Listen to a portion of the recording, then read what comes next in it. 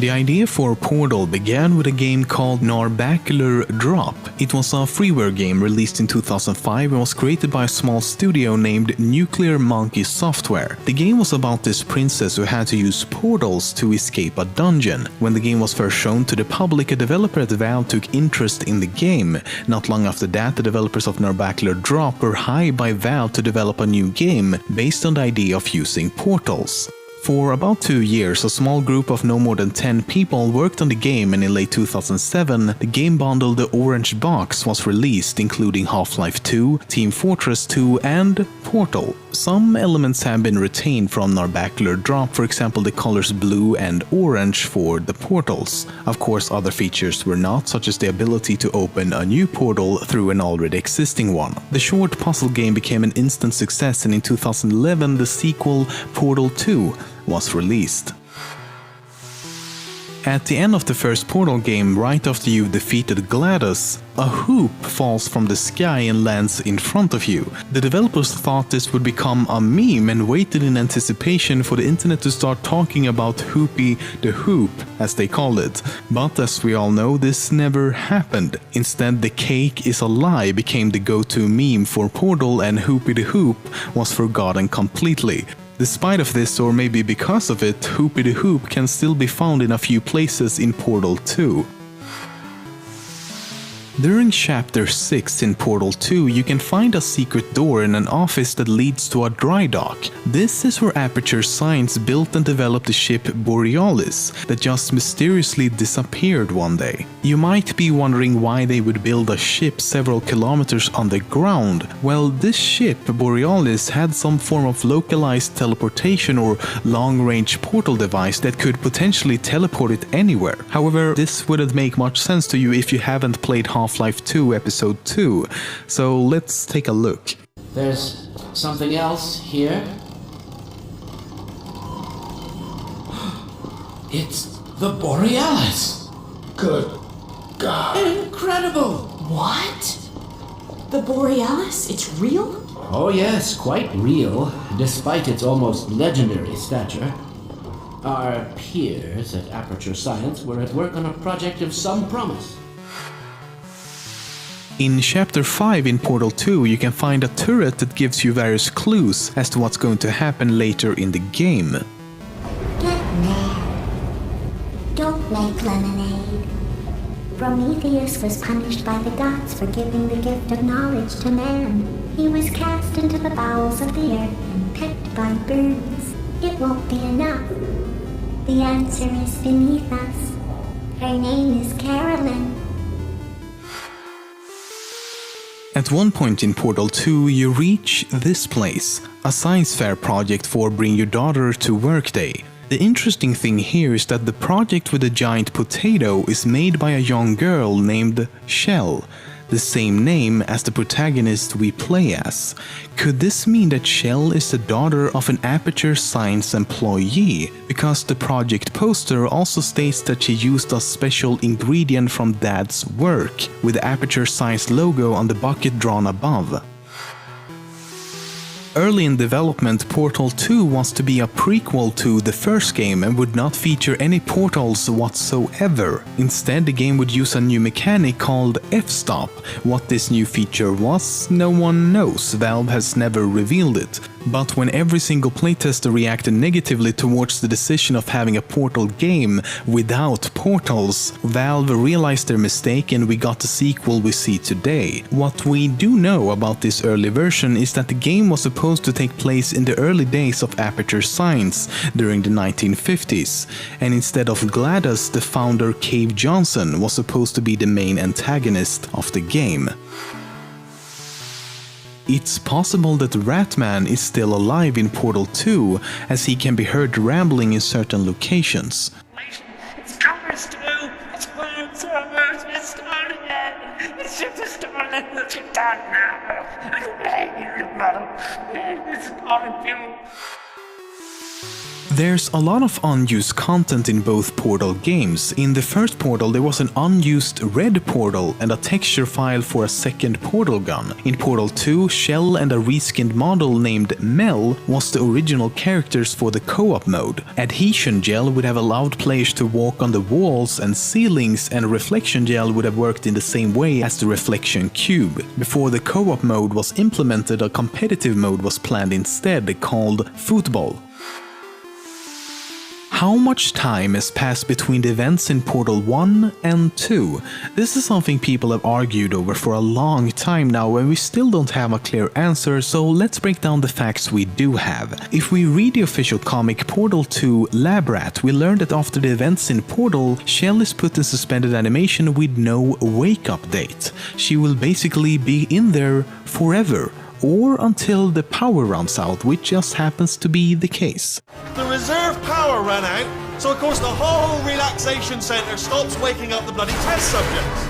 And just like that, events in Portal 2 begin to unfold. Here's the thing though, when we wake up in Portal 2, the announcer says that we've been suspended for 99999.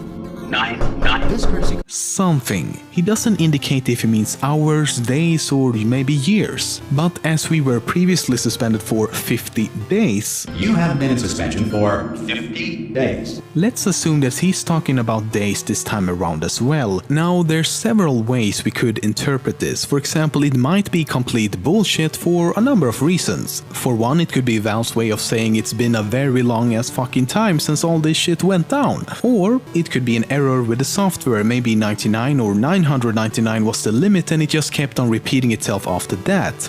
But that's a lot of maybes, so let's assume that it isn't bullshit. Take a listen to it again. 99999. This crazy. First there's 5 nines, then there's a pause followed by 2 more 9s, so 7 in total. That's either 273 years or 27,379 years. But the most significant evidence comes from the official ebook The Final Hours of Portal 2. In it, one of the developers says one way to further differentiate Portal and Half-Life was to set the game far in the future, at least 50,000 years. So there you have it, 50,000 years.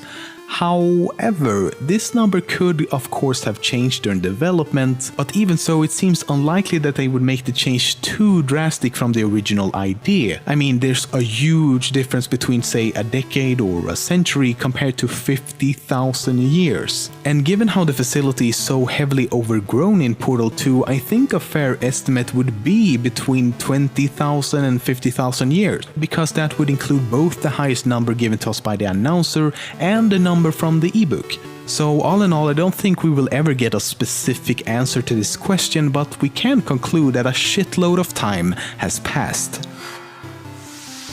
Okay, as most people should know by now, the Portal series exists within the same universe as the Half-Life series.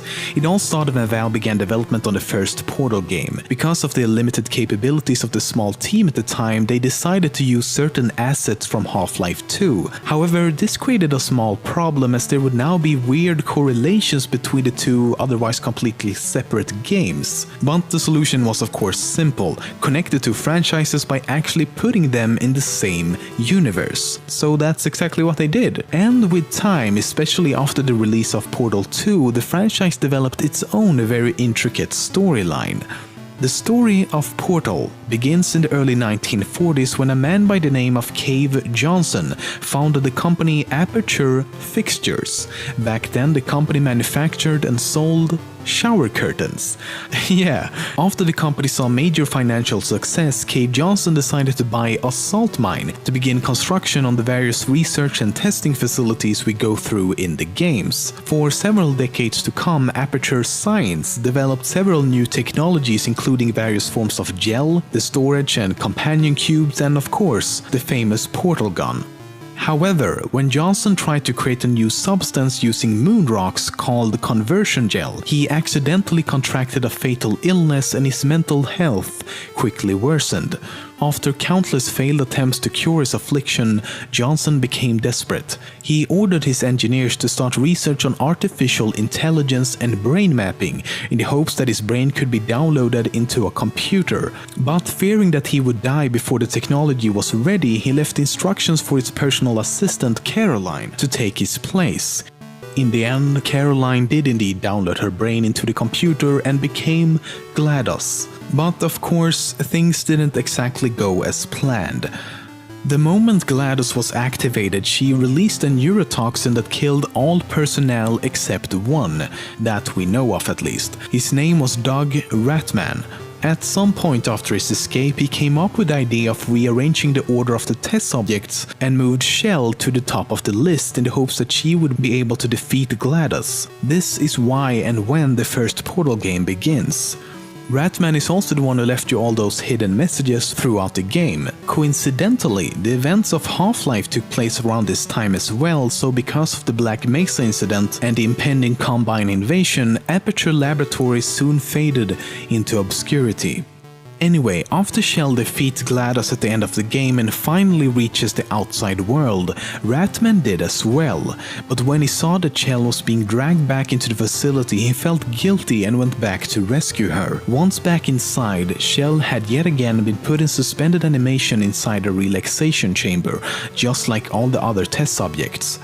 But now there was a problem. The life support system for the entire complex was failing. Due to time running out as well as being shot in the leg by a turret, Ratman was only able to save Shell by connecting her chamber to the reserve power grid. All the other 10,000 or so test subjects likely perished soon after. As seen in the beginning of Portal 2, Shell did actually wake up again after only 50 days, most likely because the main power was still active. But once she went back to sleep, the reserve power kicked in and then nothing.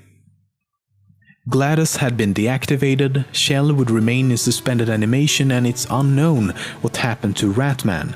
After a time period of several millennia, all the reserve power had ran out. When Shell finally awakens from her deep sleep, Portal 2 begins.